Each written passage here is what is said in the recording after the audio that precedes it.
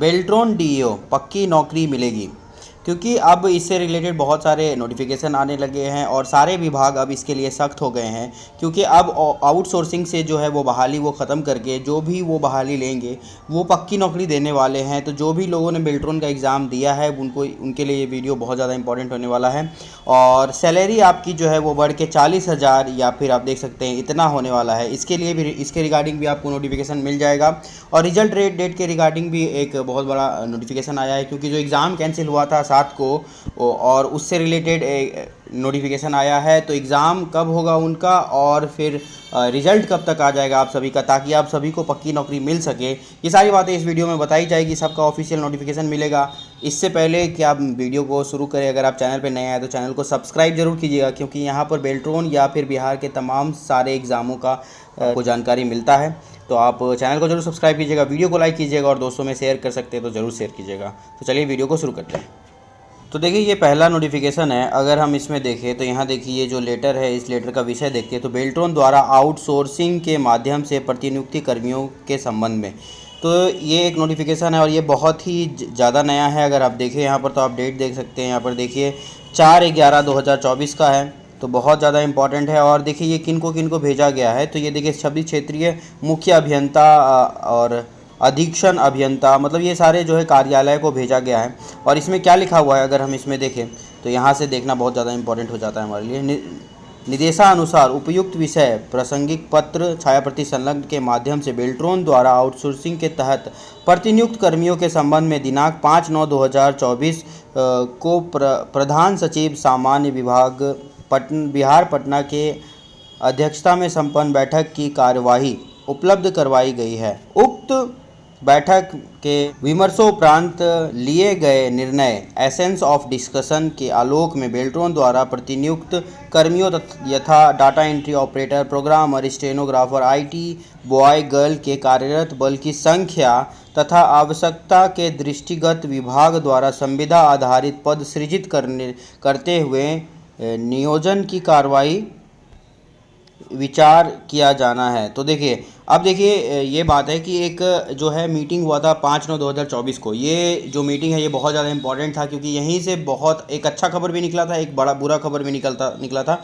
और इसका जो है ये फ़ोटो कॉपी नीचे लगा दिया गया है इन लोगों ने, तो ये आपको अभी देखने के लिए मिलेगा, वो मैं आपको दिखाऊँगा। लेकिन सबसे पहले बात है कि यहाँ पर जो लिखा हुआ है पदों का मतलब पद का सृजन करना है, और इसी के लिए ये जो है क्या है, तो देखिए इसमें आगे थोड़ा और पढ़ते हैं। तो इसे अतः अनुरोध है कि अपने अपने कार्यालय में बेल्ट्रॉन द्वारा आउटसोर्सिंग के माध्यम से प्रतिनियुक्त कर्मियों यथा data entry operator, programmer, stenographer की कार्यरत बल की संख्या तथा आवश्यकता से संबंधित प्रतिवेदन यथाशीघ्र उपलब्ध कराया जाए। तो ये कह रहे हैं कि आपके विभाग में जितने लोगों की आवश्यकता है या जितने लोग काम कर रहे हैं, ये सभी लोगों के बारे में आप जो है सूचना दीजिए, क्योंकि इनको जो है पदों का सृजन करना है। और अब जो है ये लोग आउटसोर्सिंग से जो बहाली है वो बंद करने वाले हैं। और देखिए नीचे जो आपको बताया थे कि एक 5/9/2024 को जो एक मीटिंग हुआ था, उस मीटिंग का एसेंस ऑफ डिस्कशन यहाँ पर है। और इस एसेंस ऑफ डिस्कशन में 3 बातें सामने आई थी। सबसे पहला एक बुरा खबर था, जिसमें बताया गया था कि बेल्ट्रॉन के द्वारा जो अभी तक कार्यरत है वो सरकार के कर्मी नहीं है।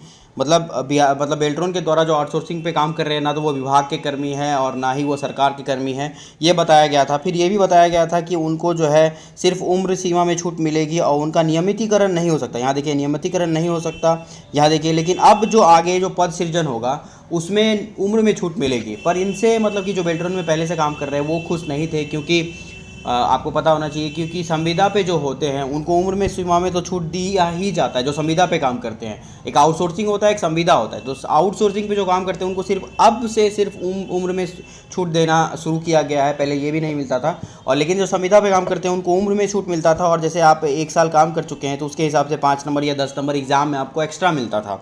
तो उससे होता है कि परमानेंट का जो वैकेंसी आता है उसमें आपको बहाली में फ़ायदा होता था। पर अब ये देखने को नहीं मिलेगा।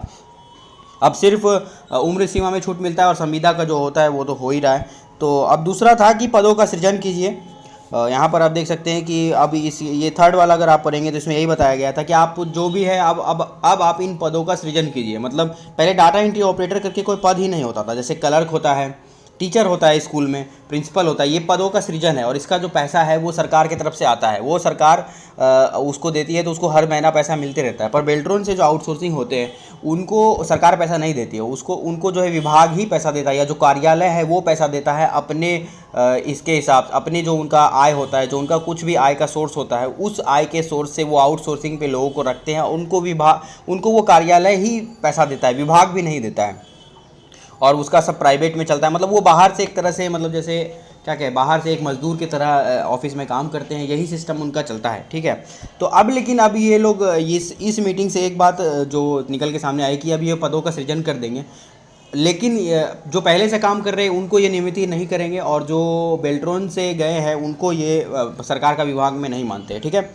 तो अब जो ये कर रहे हैं कि आप पदों का सृजन करना है, तो जो नए लोग जाएंगे उनके लिए ये फ़ायदे वाली बात है। जो इस बार जो एग्ज़ाम दिए हैं वो जब भी जाएंगे तो उनके लिए पदों का सृजन हो चुका होगा, तो वो जब वहाँ पे काम करेंगे तो वो एज ए आउटसोर्सिंग नहीं काम करेंगे, उनको जो है वहाँ पर संविदा पे रख लिया जाएगा या पक्की नौकरी दे दी जाएगी, और इसीलिए वो लोग जो है वो ये पदों का सृजन का बात कर रहे हैं। तो ये लोग जो पदों का सृजन करेंगे उसमें कहाँ से भरेंगे, तो ये पहले बता दिए जो पहले से काम कर रहे हैं उनको उनका नियमितीकरण नहीं हो सकता, तो उनको तो हटा दिया जाए, अब नए लोग ही आके उनको भरेंगे, तो उन पे जो है अलग से वैकेंसी आ सकती है। तो वो वैकेंसी जो है कौन लेगा, तो वो वैकेंसी बीएसएससी ले सकता है, पर बीएसएससी का जो है पहले से एक वैकेंसी आ चुका है और उसमें कोई वृद्धि होने की बात नहीं की जा रही है, और उसका एग्ज़ाम जो है कुछ टाइम में हो जाएगा। उसके लिए अलग से वीडियो है, अगर आपने बीएसएससी का भी फॉर्म भरा है तो आप चैनल को जरूर सब्सक्राइब कीजिएगा, उसके रिलेटेड भी आपको जानकारी मिल जाएगा।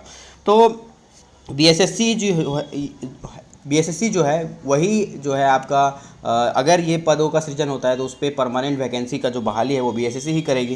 तो अभी तो कोई उधर से नहीं आ रहा है, तो ये लोग अभी तो मतलब यही कर रहे हैं। लेकिन अभी जो बेल्ट्रॉन का एग्जामिनेशन दे के जो लोग पास होके जाएंगे उनको जब रखा जाएगा तो हो सकता है कि कुछ तो हल्का सा कोई अलग से टेस्ट या अलग से ट्रेनिंग करा के उनको संविदा पे रख लिया जाए। जैसे कि अभी अगर आपको पता है तो बीपीआरडी का कुछ ट्रेनिंग चल रहा है, जो बेल्ट्रॉन में पहले से काम कर रहे हैं उनके लिए कुछ ट्रेनिंग की व्यवस्था की गई है।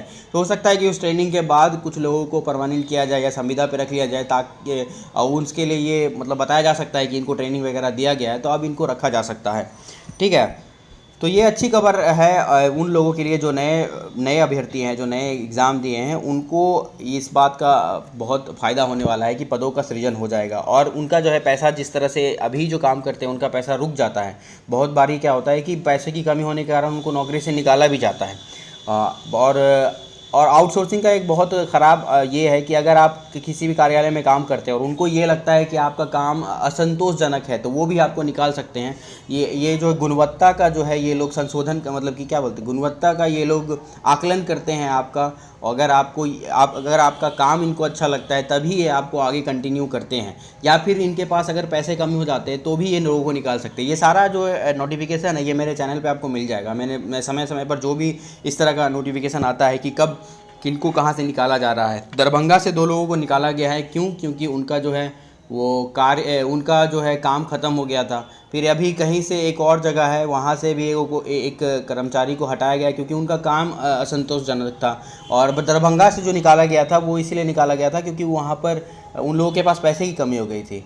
तो अब ये अच्छा बात है कि पैसे की कमी होने के कारण हटाया गया। तो अब सरकार भी ये बात समझेगी कि कार्यालय जो है इतना पैसा नहीं दे सकती, क्योंकि काम बहुत ज़्यादा है, लोग बहुत आउटसोर्सिंग पे लोग बहुत कम रख पाते हैं कार्यालय, तो उनको सरकार को ही अपना पद सृजन करके लोगों को रखना पड़ेगा। तो अब वही चल रहा है, अब जो है पदों का सृजन ही हो रहा है। आप देख सकते हैं कि ये जो मीटिंग हुआ था, इस मीटिंग में यही बातें सामने आई थी कि अब आपको पदों का सृजन ही करना पड़ेगा, तो वही हो रहा है, तो बहुत ही अच्छी बात है।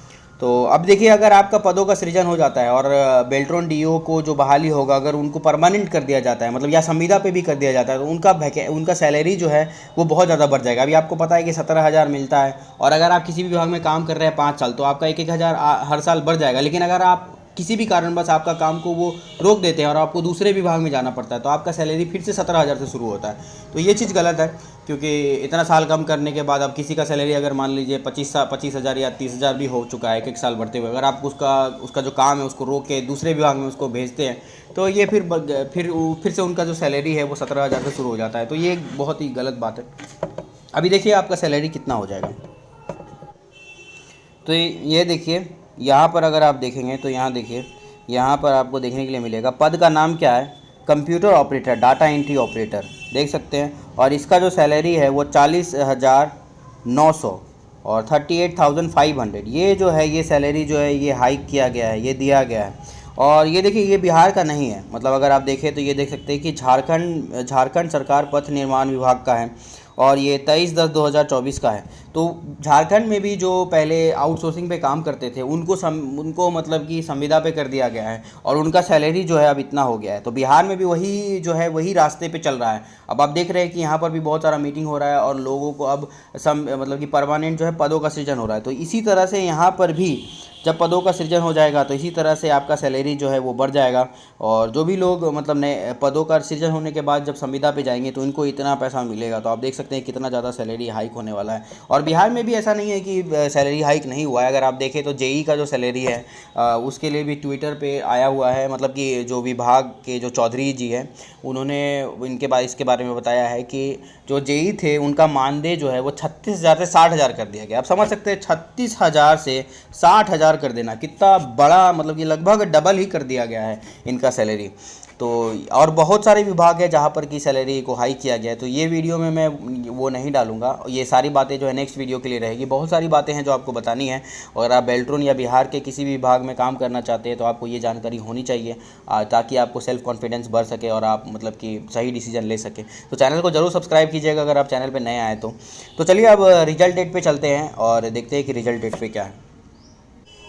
तो देखिए ये जो नोटिफिकेशन है अभी नया नया आया है और एग्ज़ाम जो कैंसिल हुआ था उसके रिगार्डिंग है और इसमें बहुत बड़ा बात एक आपको देखने के लिए मिलेगा। यहाँ पर आप देखें तो 4/10/11/2024 का है और पत्रांक वगैरह लिखा हुआ है। तो आप देख सकते हैं कि दिनांक 7/10/2024 को सुबजसी डिजिटल सेंटर पटना में तकनीकी खराबी के कारण दोनों शिफ्टों का MCQ टाइपिंग टेस्ट रद्द करने का निर्णय लिया जाता है। तो सुबजसी वो तो 7 तारीख का आपको पता है कि सुबजसी डिजिटल पर किया गया था। लेकिन दूसरा ये बात है कि संभावित सॉफ्टवेयर के तकनीकी समस्या के कारण दिनांक 7, 10 और 8/10 को आयुध बिहार के सभी केंद्र के केवल टाइपिंग टेस्ट को रद्द करने का निर्णय लिया जाता है। तो जो भी लोग 7 और 8 थे, 7 और 8 के सभी सेंटरों पर केवल टाइपिंग टेस्ट को रद्द कर दिया गया है। और अब वहाँ पर लेकिन MCQ जो टेस्ट हुआ था वो आपका मान्य रहेगा। तो MCQ जो है वो आपका मान्य है, MCQ का टेस्ट फिर से नहीं होगा। और 7 और 8 के सभी जो भी एज है वो सभी के एग्ज़ामों को कैंसिल कर दिया गया क्योंकि सब जगह ये प्रॉब्लम देखने को मिला था।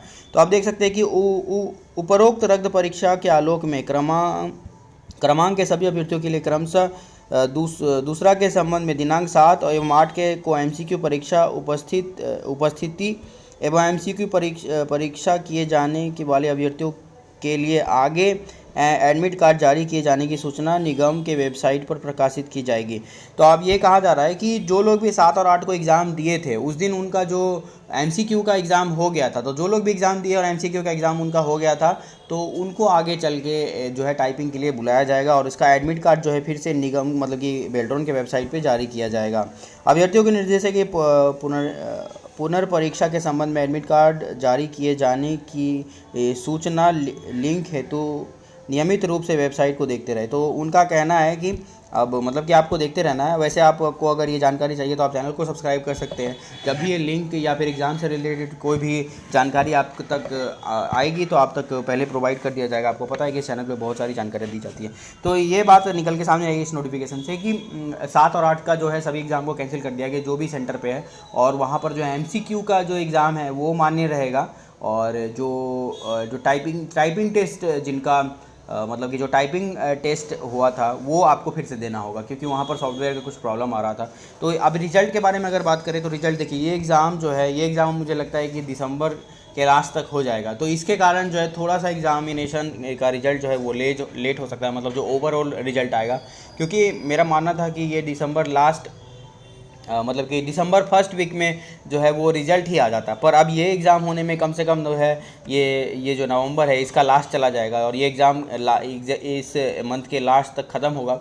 तो ये दिसंबर लास्ट मतलब जनवरी के आसपास जो है वो फाइनल रिजल्ट आएगा। तो इस एग्ज़ाम के कारण जो है वो थोड़ा सा रिजल्ट जो है वो डिले हो सकता है। और डिले होने से ज़्यादा फ़ायदा है, क्योंकि देखिए अभी मैंने बताया कि पदों का सृजन होना है, तो पदों का सृजन अगर हो जाए उसके बाद अगर रिजल्ट आए तो हम लोग या फिर ये जो बहाली हो रहा है, इस बहाली के ज़्यादातर लोग जो है उनको पक्की नौकरी मिलने की संभावना हो सकती है। उनको हो सकता है कि विभाग जो है थोड़ा सा ट्रेनिंग या फिर थोड़ा सा कुछ और एग्ज़ाम लेके आपको परमानेंट कर सकता है। तो ये बातें बहुत अच्छी है। चलिए, अगर चैनल पर नया है तो चैनल को जरूर सब्सक्राइब कीजिएगा। धन्यवाद।